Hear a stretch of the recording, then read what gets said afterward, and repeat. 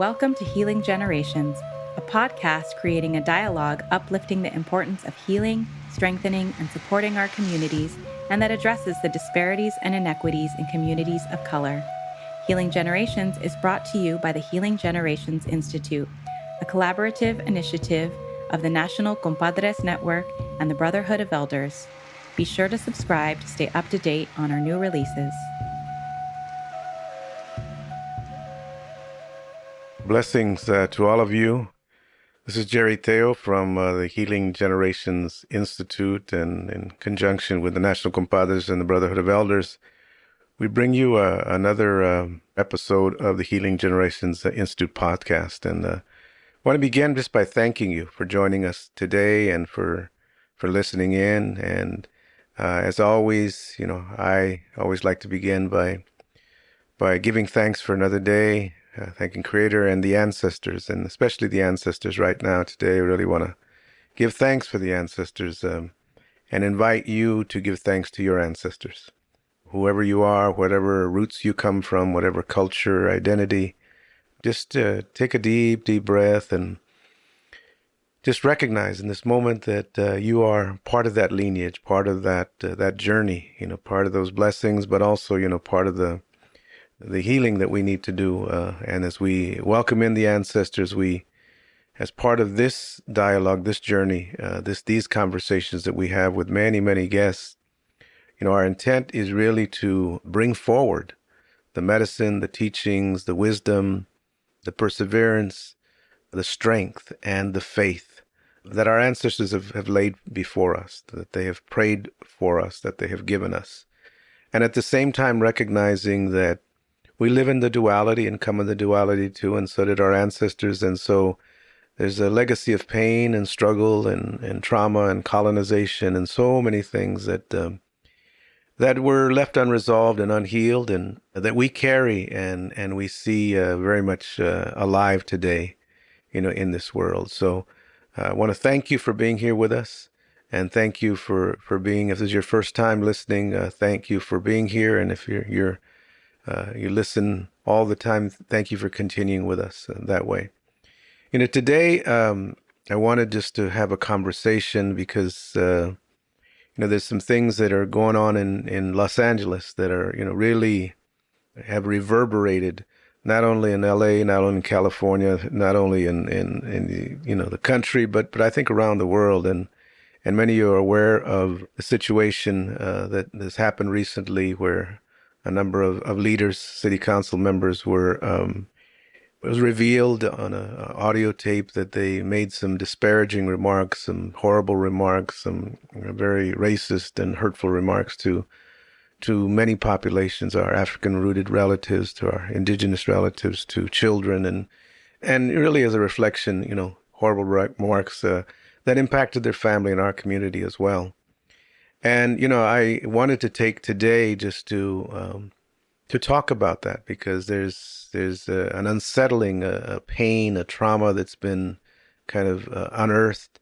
There's a realization that's going on that, we as a society and we as a community and into our politicians and to our leaders, have a lot of woundedness, have a lot of struggles, have a lot of embedded wounds and trauma that sometimes get filtered into the work, into the we call so-called leadership, and it impacts so many of us. And for me, from a personal standpoint, many of you know, because I've shared with you on these podcasts a little bit about who I am and my journey and what has brought me to this point. My parents, being Mexicano, being native, being immigrants as well. And then growing up in Compton and in Watts, and in that journey, I grew up in a neighborhood, in a barrio that was black and brown. Yeah, we were, Mexicanos with African Americans, living in the same neighborhood, on the same block, going to the same schools, hanging out together, figuring out life together, dealing with the day-to-day struggle of oppression and racism and sometimes poverty together. And so, in my own life, I learned to recognize and see those people in my community as not only neighbors, but as relatives. I saw them as family, saw them as brothers, saw them as, as people that you honored and respected. And I was taught by my family that, you had to respect all people. And so I grew up with a real strong, close relationship with, that community because we went to school together, walked to school together, hung out together. And then on the block had to try and figure out stuff together. And we saw things. We saw things that were done to our parents, to our relatives, to our neighbors. There were, inequities. There was racism, straight up oppression, straight up brutality. And then had to figure it out, what we did with that. And in those days, as a youngster, we didn't know what to do with it. I didn't know what to make sense of all of those things. But what I did know is that I leaned on my Mexicano friends. I leaned on my African American friends, and we would, back each other up. We would support each other. We would, something, happened, we would be there for each other. And we saw a lot and dealt with a lot in that community. There was obviously, many beautiful things that I've talked about before in terms of, the teachings and the love that you saw. And, I've talked about my grandma and my relatives, working and, being alongside of the community in that way. But I also really benefited from, my best friend, Tyrone Mosley, his grandma, who would always be sitting on that porch. When I'd go over his house, Miss Mosley would get up. She had a hurt hip and she walked with a cane. And she would get up off that porch and always greet me every morning. She'd say, "Good morning, Jerry. Good morning, baby." And she said, "Bless you, child. Bless you, baby. I'm praying for you. You do good in school now, all right?" And Miss Mosley would always bless me up. She always would greet me and sometimes, invite me in to eat too, Yeah, she invite me in that house. "You look hungry. Come and eat some of Miss Mosley's food." And I remember one day, these boys were chasing me from school, calling me some racist names. And I ran, running home, and I ran by her house. And she saw me. And she got up off that porch and she lifted that cane at those kids, and he says, "Don't you mess with my baby," right? And those boys turned around and ran the other way. And I was frightened. Ran up to her, and she hugged me up and said, "Baby, it's okay. Yeah, I got you. I got you." So, when I think about my own growing up and my development as a youngster, in this society, they tell you to check a box, who you are, what's your identity. And, I'm proud of my native identity. I'm Tapilan Coahuitecan from, Yanaguana there in San Antonio, my dad's side. Mexicano as well, very proud to be Mexican. And my dad would call himself a Texan. But where do I put on that checklist, that part of my identity was fed by Miss Mosley? Where do I put on that checklist that I grew up and was loved and really, really integrated with a total community, which included, the immigrant population, which included, Mexicano population, which included African American community, which is all part of me. So, for me, identity and culture and respect and honor. And let me be real. Of course, I saw the other side. I saw in each of our families. What I understand now is that internalized colonization, where in our families there were the derogatory things that occasionally an uncle or somebody would say about, other people, and even, amongst each other there were factions, and some African Americans didn't get along with Mexicanos, but that was the rarity. For the most part we lived together. And when my mom, had her cleaners, and I saw really, my mom would get up early in the morning and make food and take it to the cleaners, and there'd be a hot plate in the back. And I'd come home from school sometime to go work at her cleaners, and I'd find, people in the back there. And I'd always cry, "Why are you letting people in the back, Mom? They're going to steal the clothes." They're going to, "Oh, be quiet. They're my friends." And you would see folks of all ages and races back there eating my mom's burritos, and I learned from her, you give to people, you feed people. And she said, "They take care of me. They take care of me."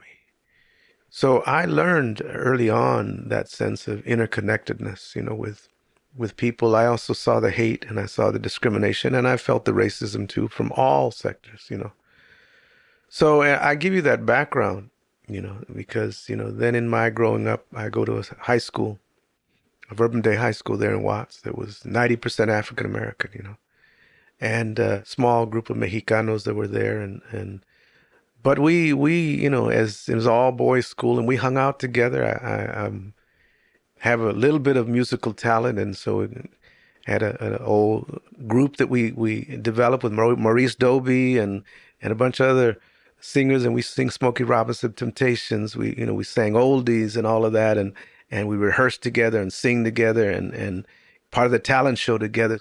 And then the riots come, the Watts blowouts come, and there's a National Guard on the corner of my house, and you're scared about what's going to go on, and you see all this happening, and who do you rely on? You rely on your partners, you rely on your friends, and we don't talk about it because we don't know how to talk about that stuff, and some of that stress and that trauma, that you feel you don't know what to do with, so some partners drinking and getting high and stuff like that because there was no services, no mental health services, no where to deal with your social emotional trauma. No, you just deal with it, But I say all that to say that, that there was a consciousness that was built in me. There was a connectedness that was built in me. And there's points in your life where you have to stand up and step up. And I remember one day I was walking home with three of my friends who happened to be African American. We were walking home and the cops rolled up on us, And they rolled up and threw them against there was a brick wall, threw them against the brick wall. And they didn't throw me. And the cops said, "Hey, you with them?" And my friend said, "Hey, no, he was just walking with us. Go home, Jerry." And the cop said, "No, are you with them?" And he said, "No, he just walking home. He just walking this way with us. He was not with us. Go home, Dan. Go home." And he says, "Are you with them?" And I had to make a decision. Am I with them or not? And I said, "Yeah." And they threw me against the wall, right? We get these points where you have to make a decision. Who you stand with, and who you stand for, and who you stand up about, and who you speak up when you see, injustice, or you see discrimination, or you see, hatefulness. And so all that to say that when this situation was leaked, it hit me very deeply because, you had some of our leaders that looked like me, brown like me, Chicano, Mexicano, Latino like me. And I heard some really hurtful things come out of their mouth. And it was really painful to me to hear that. It was very shameful for me to hear that.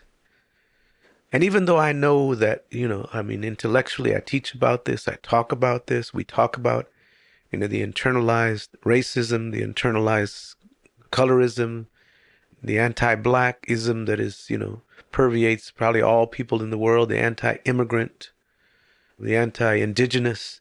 I know that and I teach that. And I talk about, how that has happened through colonization and the conquering and, the indoctrination. And I mention that we get many of us to this phase of self-hate where now just flippant remarks or joking or teasing that is very hurtful becomes part of our conversation, and the importance of us doing our intentional work to first of all acknowledge that and then work through it. So I know that all intellectually and I teach about it, but when it becomes real in your face and you see it even by folks that you have interacted with, because of the work you've done in community, it hurts very deep. It hurts very deep. And, my mom would always say que no hay mal que por bien no venga, that even in the most devastating or hurtful situations, there's something good can come of this. So, my dad would say that in everything there's a lesson, and I know that as well. And I recognize that the lesson is we still have a lot of work to do, that our people in our communities and especially, our leaders and our politicians and the people that are guiding things, there's a lot of woundedness there. There's a lot of internalized hate. And many times it impacts how you treat people. And now we even heard, how it impacts and begins then to separate you where you begin to negotiate and talk about how you can maintain power, maintain a certain way at the expense of other people. So for me, that hurts me because, I even though I know this, it shames me that it was people from my culture and my root, and I want to, as an individual, but also, for my people, I want to apologize, to the community that this affected. And not that that's not going to take that away, because we need accountability and we need to address this very directly. But it's interesting because we're collective people, and that's not who we really are. The words that these people shared and the remarks is not truly who we are as a people. It's not truly the sense of who we are and our sacredness. It's not truly who we want to be and who we should be. It's not truly who our grandmothers raised us up to be. But I do know that we are responsible for everything that comes from us. And so there must be the accountability. There has to be that sense of accountability. And I believe that, the individuals that created these acts, I think it's, obviously, they need to step down so they can do their own work. They got some own internal work to do. I'm not ready to cast them aside and never look at them again, because we're about healing. And we recognize that all of us have done, horrible things. I'm not about justifying that at all, but I'm also not about a cancel culture that just throws people away. In the same way that we recognize that many of our relatives have, done harmful things and ended up, doing things and ended up incarcerated or whatever, and that they still have sacredness in them. But the first step, of that, and that's where, what I want to share as part of the work that we do at the National Compadres Network. We, for many years, our whole focus has been about healing and about regrounding ourselves and our families and our communities and this society in a sense of sacredness. In our traditional Nahuatl language, it's the word of Encloque Nahuaque, which means interconnected sacredness. How do we return? How do we recover that? How do we uncover that? How do we display that? How do we live that and make people accountable so that we treat each other in a way that recognizes the sacredness and the blessing in everyone? And that when you hurt one of us, you hurt all of us. And we see it, and I feel so blessed to see so many people standing up and speaking up collectively, against that type of behavior, those types of remarks, and against leaders that espouse that type of contradiction of that sense of sacredness. And, we at the National Compadres Network do a tremendous amount of work on racial equity and racial healing. And part of our work is we have a whole national network of wisdom keepers and our whole work is around healing and around bringing folks together to have dialogue and to begin the process of healing and accountability so that we can figure out a way of being with each other, not only from just the individual level, the community level, the family level, but then the structural level. How do we change our systems? How do we change the narratives? How do we change the people that are guiding so that we elect people and put people in charge of not only our politics, but our systems, our educational system, our mental health systems that really believe in that interconnected sense of sacredness, but at the same time recognize that we the people of community, of communities of color, of indigenous communities, we also have medicine, we also have teachings, we also have the ability to figure this out together. And so that has been our mission, is to try and bring peace and healing and try and address the inequities, the injustice. And there's so many other relatives and people that we work in collaboration with that have guided this work for much longer than even we've been around. And there's young people that are advocating for this and marching for this and passing legislation. And I want to acknowledge all of them for all the work they've done, because it's prepared us for this moment, for this time. But I believe that it's a time of healing that is needed, And many people think healing is just, well, asking for forgiveness and no. Really, healing is also about accountability, and it's about the ability to redefine and reconstruct a way of being that honors all people, a way of being that allows us to be able to reconstruct and to begin an interconnected relationship in which all people's voices are heard. And from this process, that whole circle of healing begins with a sense of acknowledgement. And definitely it's the acknowledgement that my mother and my father taught me that when people come to the house, you acknowledge them and you greet them and you welcome them. And the way my daddy would scold me before we did anything wrong, we'd go to our relative's house. When you walk in that house, my dad would say, before you run and play. When you walk in that house, you hug and kiss everybody. And so he learned to acknowledge people. But I also learned from my father, who were walking down the street there in South Central LA, and walk over there towards that liquor store, that there's a man sitting there, looked a little disheveled, had his bottle of wine there. And my dad said, greet him. His name was Mr. Joe. Good morning, good afternoon, Mr. Joe. And my dad made me greet Mr. Joe, not to judge, not to separate, but to acknowledge that way. So these are teachings that we learn. You see people, you acknowledge people, you treat people with dignity in spite of what they're going through. But it's also about that acknowledgement of truth.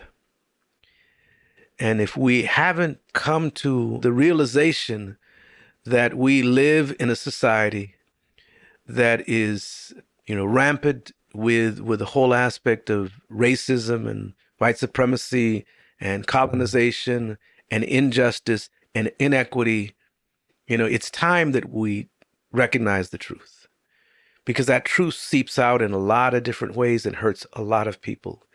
There's data and stats that show how that inequity plays out in health, in mental health, in educational systems, in the incarceration system, in all of those ways. So we know that. But it's really time that we recognize that, we need to tell truth. And this society and this country has not even come to that place where they're willing to tell truth. They're not willing to give the true history of what really went on, the trauma and the torture that were done to our native relatives, our African relatives, our Mexicano relatives, our immigrant, our indigenous. We haven't even told truth about that. And even the truth that's going on with all those populations, including our LGBTQ population, our Muslim all the disenfranchised populations. The truth is that we have a lot of work to do, and we haven't even come to the conclusion that that is a priority in our life. And I think, that all of us have work to do. It really caused me to pause again, to think, okay, what additional work do I have to do? What are the aspects of my woundedness that I still need to look at? What are the biases and inequities that I still need to lift up? What are the learnings that I still need to do? Because even my own family, I have every identity, every culture in my family, and in my colleagues and my friends. They're all, I consider them relatives. And so I'm also about that journey of how do I get better at the sense of honoring people, but also approaching the inequity and not being complicit, and making sure that people are accountable in that way. But the first step starts with that acknowledgement. And I really want to just, challenge everybody in a good way, in a loving way, to really do your own self-reflection, your self acknowledgement of where you're at, not only you, your family, your community, and those organizations. We all need to kind of look at our own organizations and see where we need to do work, what work we need to do, and whose voice is present and whose voice is not present. That sense of acknowledgement. And one of the best ways to do that is sit with each other, that we can come together in healing circles. And part of the work we do is racial healing circles as well, in which we bring people together to share and to dialogue and to talk and to begin so that people can truly see each other and begin to listen to each other in terms of their journey and who they are and the values and the woundedness that they have picked up on their journey. But we cannot get to that second stage unless we're willing to begin with that sense of acknowledgement.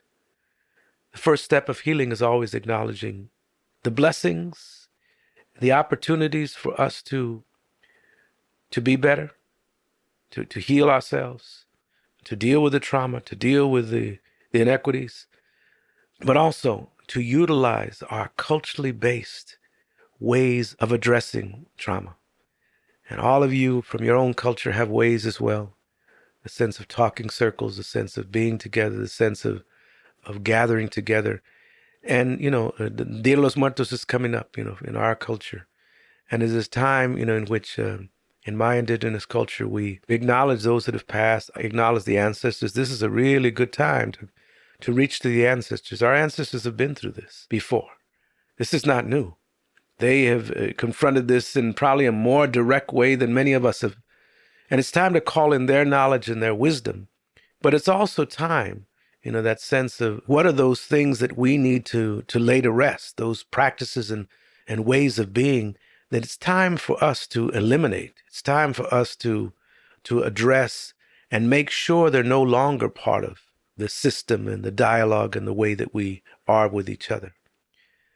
But it comes first in that sense of acknowledgement. And that first step of healing is acknowledgement. And then it brings us, if we're able and willing to be in this phase of acknowledgement. And that's where some of our leaders are at now. They're deciding whether they want to acknowledge, the hurt and that this has caused. And so all of them need to step away from their positions in order that they can devote that energy to this process of healing.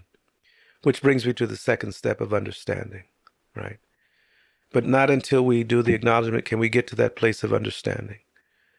Understanding that this is a woundedness, a disease that has been with us for a long time. And we've seen its ugly head, especially, in the number of years that have passed. And we've seen the ramifications in COVID because of the inequities of racism and oppression and equity. We've seen it.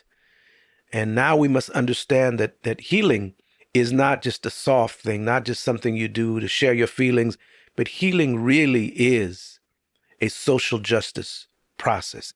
There has to be change. There has to be accountability in order for there to be true healing.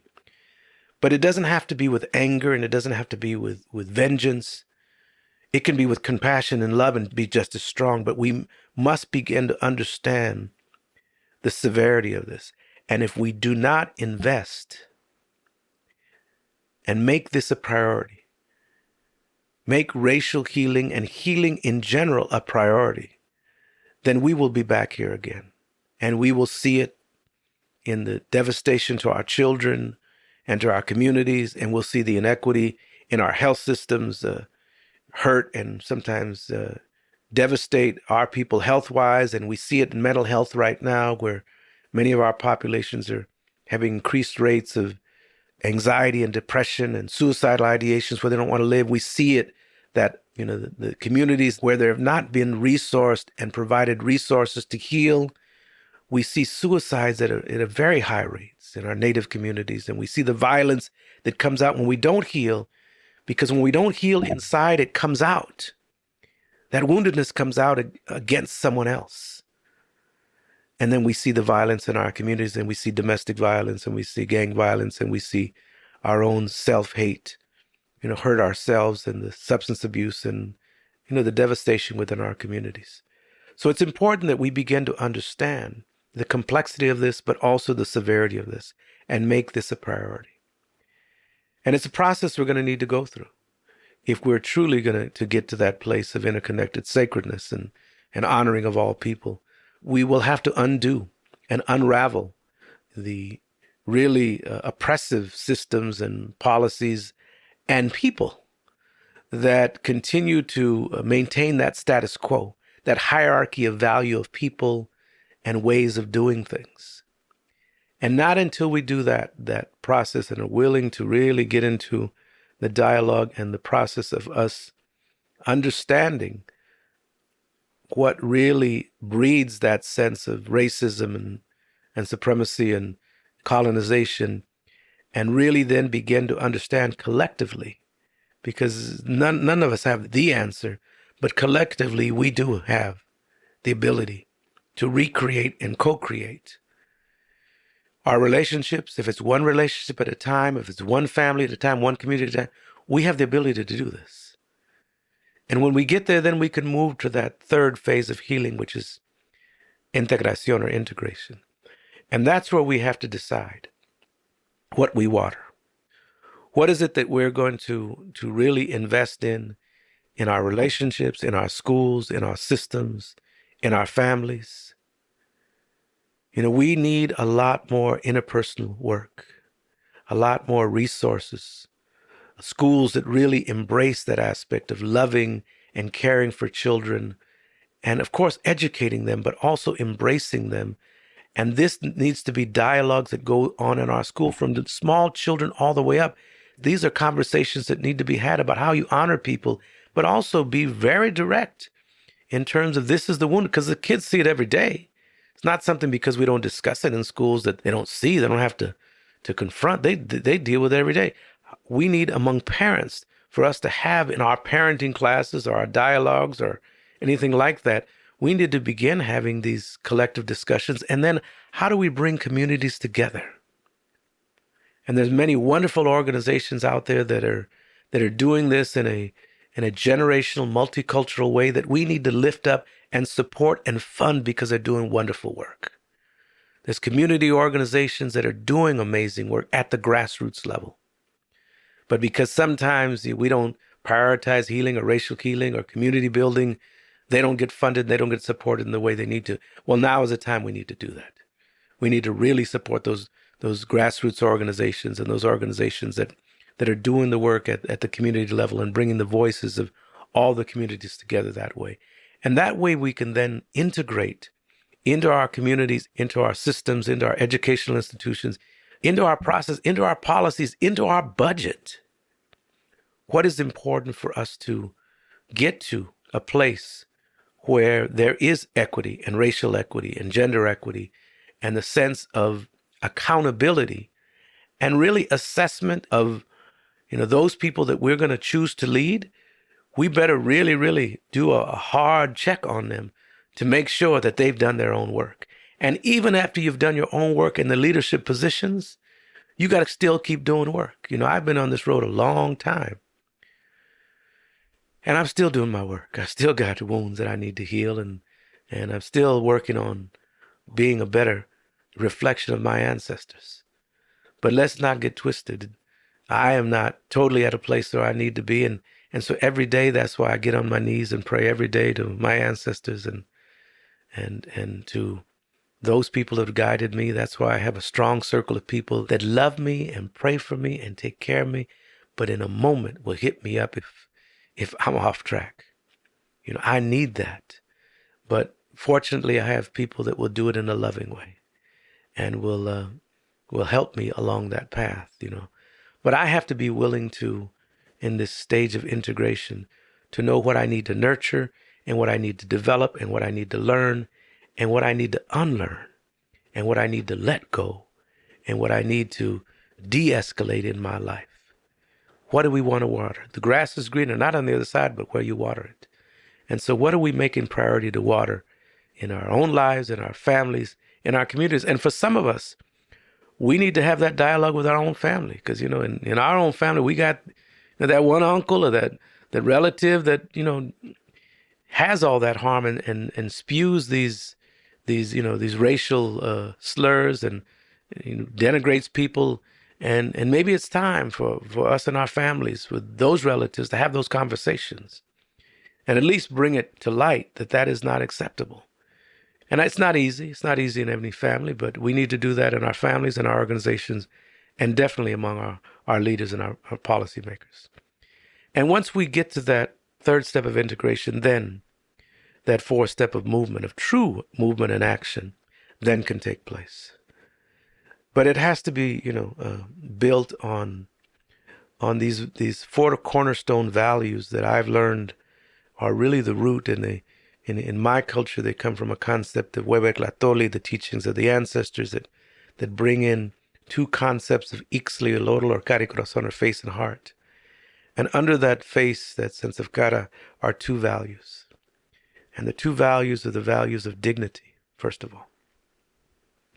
And dignity meaning that everyone is sacred just the way they are. Regardless of their plight, regardless of where they come from, regardless of their root, and some of us have many roots, and all those roots are sacred.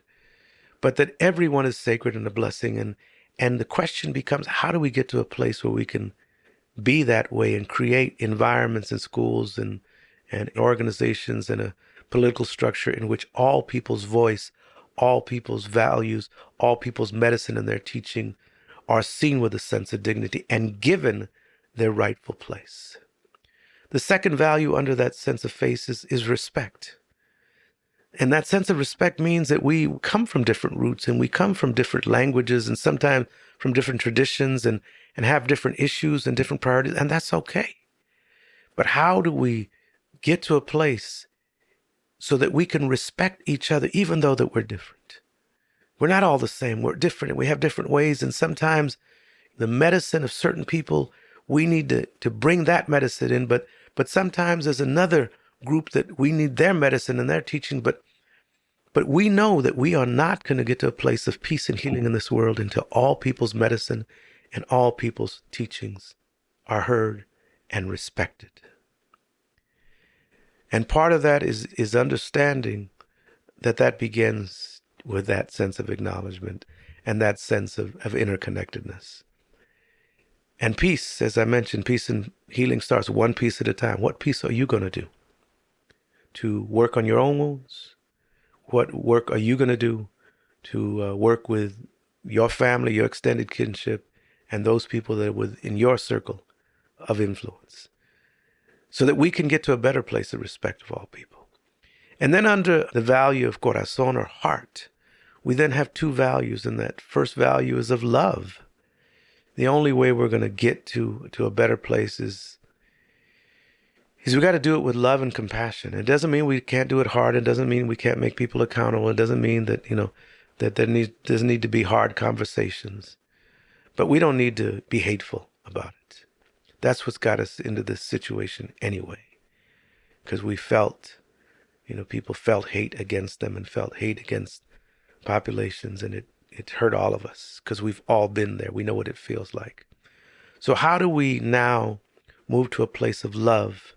First of all, for the children, so that we can create a better place for them, so that they have more loving spaces and more loving people, and stand up to protect the children so that the hateful things are not tolerated. But we have to bring a sense of compassion, and many times that sense of love means that we have to be honest and open with some people in a loving way, but also healing. The true sense of healing comes from love. If we truly love ourselves and love our families and love our communities, then we want them to be better. And we have to do the work. Love is just not about, affection and kids. Love is about doing the work. You love your people so much. You love this community so much. You love the next generation so much that you're willing to do the work. And I'll share with you right now, I'm willing to do the work. And if the community needs me or needs the National Compadres, needs us in whatever way, we're willing to step in whatever role we need to play. We're going to step in with love. We're going to step in with truth. We're going to step in with that sense of integrity, but it has to come with love. And right now, I know a lot of us are hurting. It triggered me, man, where, when things like that happen to people that I care about, the people that I know, man, I get triggered and I'm wanting to go out and beat somebody's butt. I want to do all that stuff too, but I know that that's that wounded side of me. And so, I had to pray a little bit, had to meditate a little bit, I had to get some medicine, sage myself off and recognize that, I still got some work to do. And then realize that that's my internal thing. I don't need to take that and spew that to anybody else, but I got to figure out how to share this with love, right?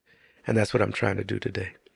And that final teaching that comes from that sense of heart is trust.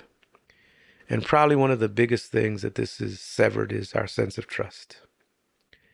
And what I want to say to people is, don't let the words of a certain number of people disconnect us. We have worked long and hard to build communities. And especially, for me with my African American relatives, I fear that you're going to look at me different or see me different or see my people different. And what I want to say is don't let the words of a few people break the trust and break the bond. But let it be the fuel and let it be the water that nurtures our further commitment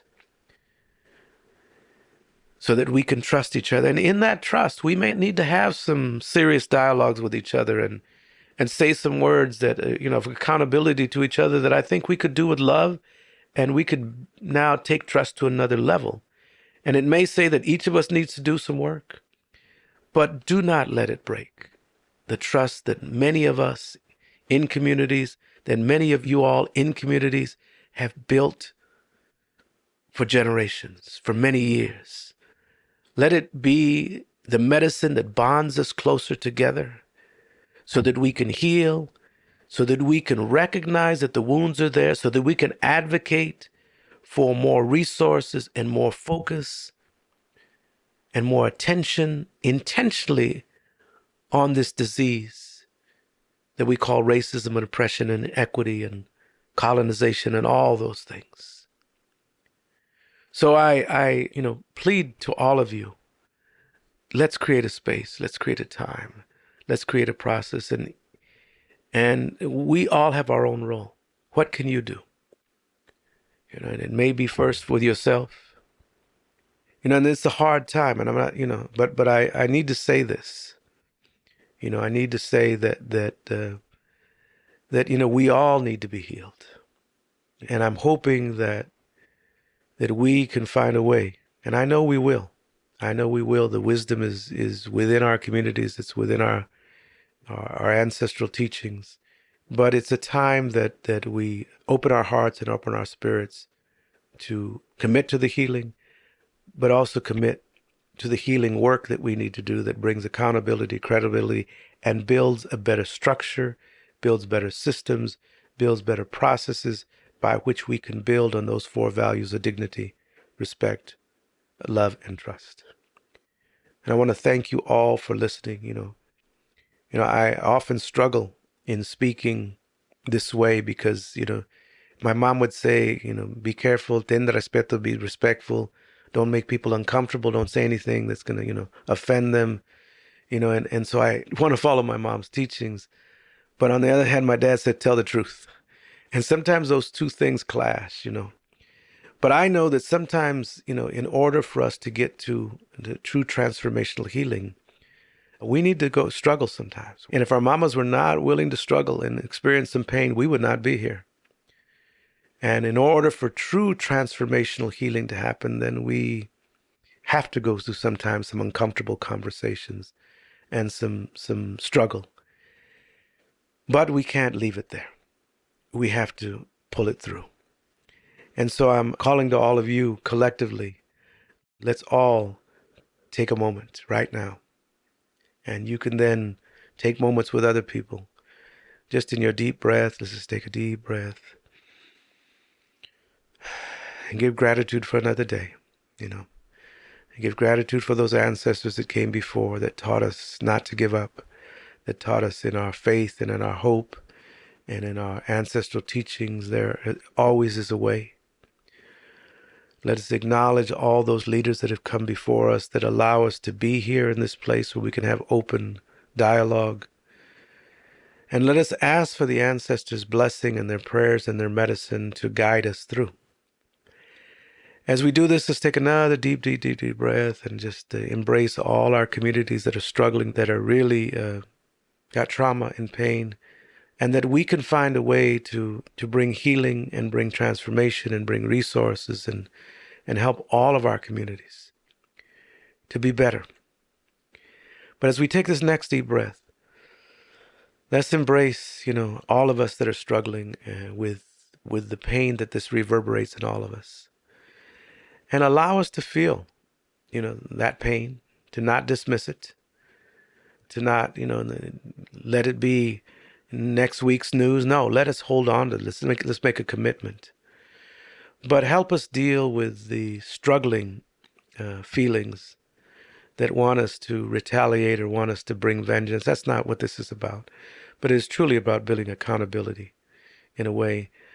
So let's have that deep breath, bring healing for ourselves. And I call to you to say, what healing do you need? What work do you need? What conversations do you need to have? And let's just take this last deep. For all those that are in the midst of this, and even for those, the 4 city council people and the leaders of the community that they're hurting too. And as much as, I feel pain and they've drawn pain to everybody, I want to offer prayers to them too, that they will do the right thing, that they will go through their own accountability and find the truth. And they will go down their own path to recognize the harm that they have done, but also be able to transform that way. And that maybe there will be a time and a place where we could bring them back in the circle, not as leaders, but maybe just as relatives. But it's not time for that yet. Time now just for us, each of us individually, to look at ourselves and embrace those values so that we can do what we need to do. With that, I want to thank you all for listening. Thank you all for who you are and what you do. And hopefully, collectively, we can bring our communities and our society and our country to a better place so that the next generation of children and 7 generations that come after, live in a society in which the interconnected sacredness is part of their day-to-day life. That the systems and the educational system and health and mental health and government systems and politicians know that sense of respect and honor and dignity and love and trust is a prerequisite for you being a leader. And that we as parents raise our children with those values in that way. I again want to thank you and offer blessings to all of you in this way. And please send a review, send some comments. And if there's any way that we can be a resource to you, please reach out. Thank you very, very much. Glasukamatli, Elisios. Bendiciones. For more information about Healing Generations and the Healing Generations Institute, visit nationalcompadresnetwork.org and be sure to subscribe to stay up to date with our new releases.